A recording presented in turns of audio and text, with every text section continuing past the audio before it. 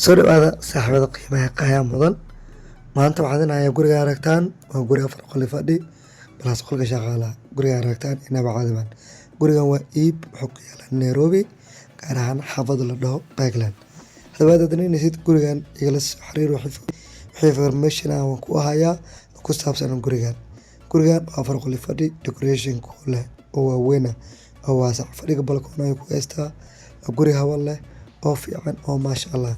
gurigan hadaa gadatid gabray ama wiilow gurigan ku anfaca mustaqbalka ciyaalkaaga waa anfaca. Nairobi guri hadaa gadatid waa karaysanaysaa kirakaan. Gurigan fadhigiisu balkoon ay ku leeyahay balkoon weyn oo waasac.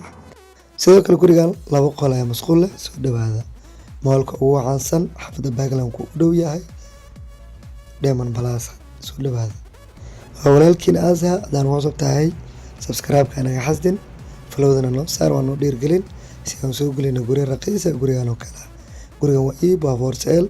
Sidoo kale Parkland ugu baahan guri kiraa aan ku hayo qolka xajiyada inaba caadiman guri waaweyn oo waasac decoration ay ku leeyahay waaliya. Gurigan sida aragtaan u jeedid quality-ga leh aan ku hayo waxa dhan waa ku imaanaya la soo xariir. Sidoo kale musqushi waxa ku leeyahay baafogan u jeedid oo imaana. Soo dhawaada la soo xariir lambarka profile-ka saaran WhatsApp ayuu leeyahay la soo xariir.